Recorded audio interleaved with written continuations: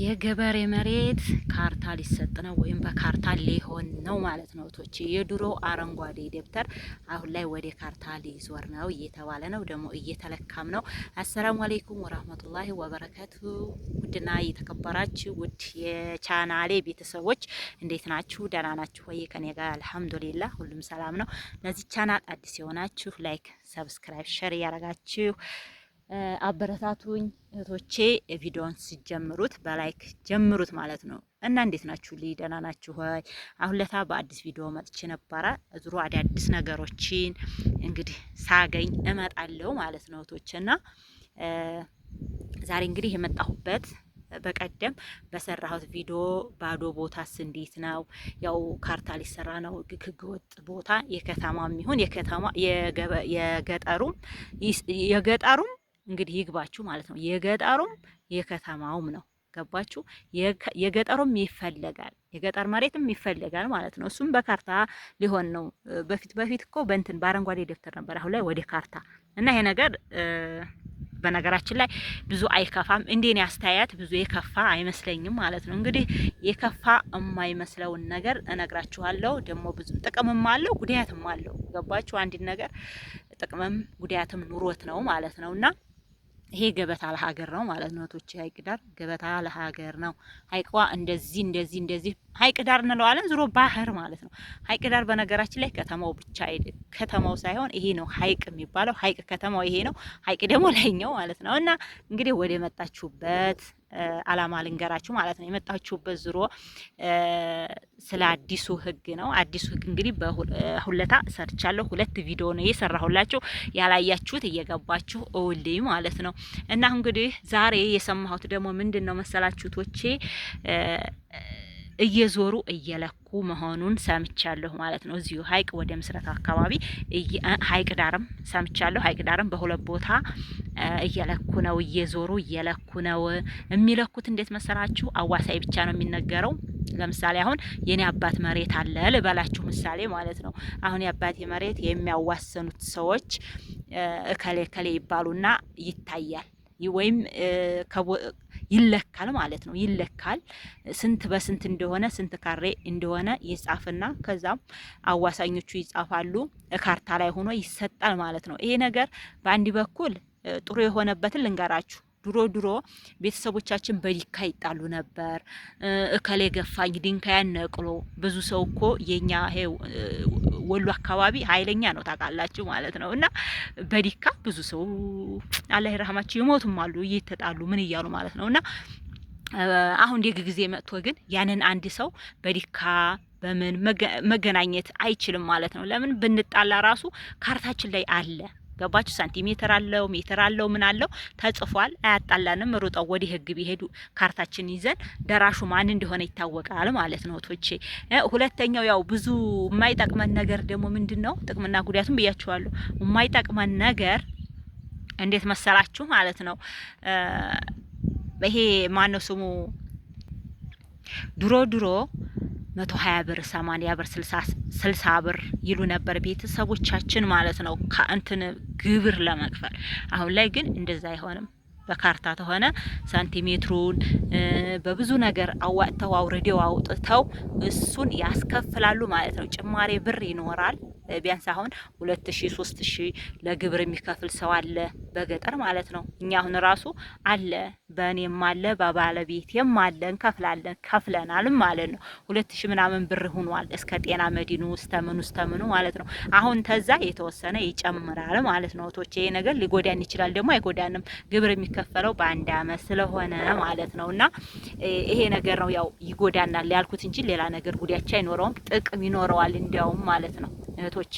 እና አንድ ሰው ነገ ጧት ለልጁ መሬት ወይም የሆነ ነገር መስጠት ተፈለገ ተዛው በካሬ ቆንጥሮ ነው ማለት ነው የሚሰጠው። ጉድ እኮ ነው።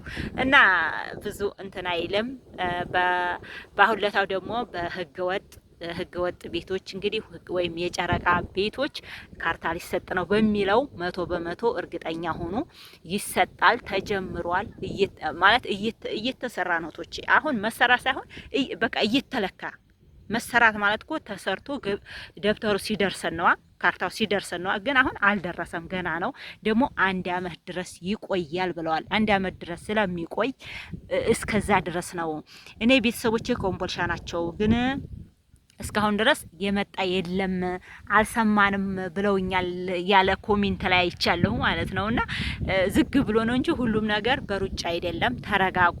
በየቦታው በየአቅጣጫው እየተሄደ ነው። ዛሬ አንዱ ቦታ ብትውላቸው ነገ አንዱ ቦታ ታዋቸዋላችሁ ማለት ነው። ደግሞ ይጠራሉ። ገባችሁ? የመንግስት ሰራተኛ እንደዚህ መዘጋጃ ቤት የሚሰራ ሰው ዝም ብሎ በየቀኑ ያንን ነገር አያካክዱም። ዛሬ ይሰራሉ፣ ነገ ይተውታል ማለት ነው። ገባችሁ? ሌላ ቦታ ደግሞ ይጠራሉ። እንደዛ ስለሆነ ነው እንጂ የትም ይሁን የትም አይቀርም ምቶቼ ሁላችንም ይሰራል ማለት ነውና ተረጋጉ።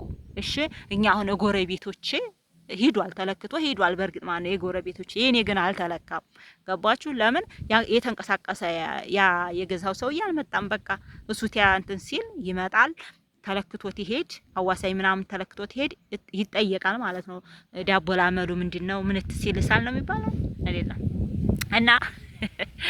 እና ሌባ ላመሉ ዳቦ ይልሳል ይባላል። እና እነሱ ለጥቅማቸውም ለምናቸው ለእንትኑም ለማፋጠን እንጠራለን ማለት ነው። እንነገራለን፣ ንቶሎ እንባላለን። ገባችሁ? ያም የሸጠው ሰውዬ ተማን ነው የገዛው ተብሎ ስለሚባል ናቶሎ ስለሚባል ስንት እንዴት ተሸጠ ያለው ነገር ገባችሁ? ኮምፒውተር የገባ ነገር ከባድ ነው። እና እንግዲህ ንፋሱ በጣም ኃይል ሆኗል።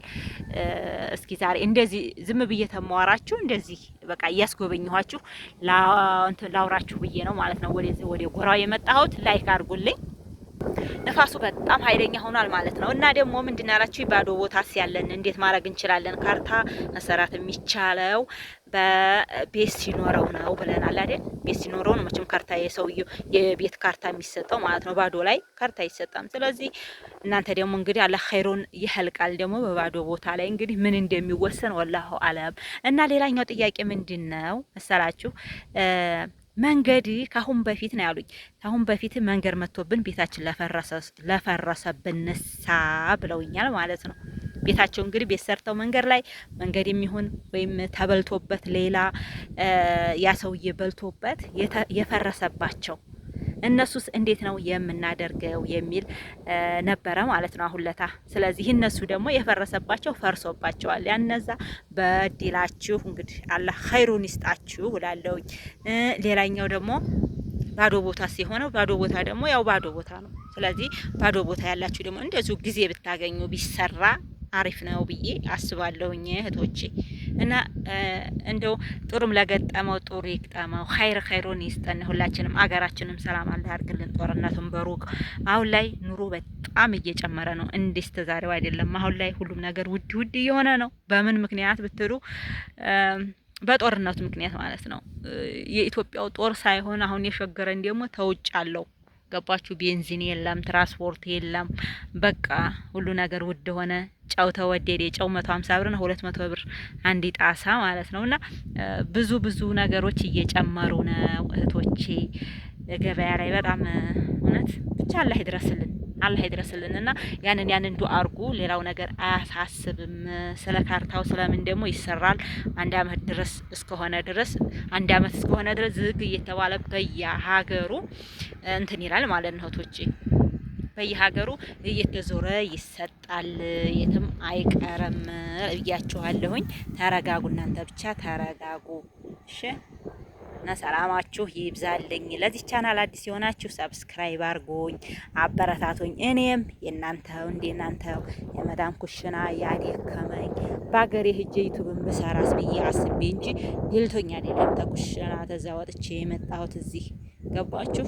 ኑሮኝም አይደለም ኑሮኝም ይዤ አልመጣሁም። በቃ ራቁቴን ነው የመጣሁት ዩቲዩብን አምኜ ማለት ነው። ስለዚህ ዩቲዩብ ደግሞ እንዲከፍለኝ ቦርቦር እናንተ ሸር አርጉልኝ።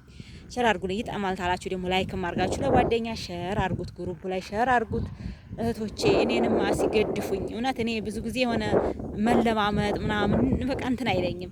በቃ እኔ ለሰው እንትን ታላልኩኝ ሰው ይጠማል፣ የአማርኛዋ ይሄ ነገር ይጠመናል ብላ ያወራችሁ ለማንም ይጠቅማል። ሸር እናርግላት ብለው ያላሉ ሰዎች በቃ እኔ ምንም አልለማመጥም ምናምን ብዬ አስባለሁ ማለት ነው። እና እንጂ ኑሮኛ አይደለም። እኔ ምስኪን እንደ ሰው ይክፈለኝ በወር እኔ ዩቱብ አሁን ላይ በወር አይከፍለኝም። የሚከፍለኝ በ2 ወር በ3 ወር ነው ማለት ነው እህቶቼ። ስለዚህ ከባድ ነው። 70 ዩሮ ለመሙላት ከባድ ሆኗል አሁን ላይ ማለት ነው። አንደኛ እይታ የለም። እይታ በቃ ሰው የለም። ሰው ቲክቶክ ላይ ነው ያለው። እና ሰላማችሁ ይብዛልኝ አለሞቼ፣ ሰወዳችሁ እሺ።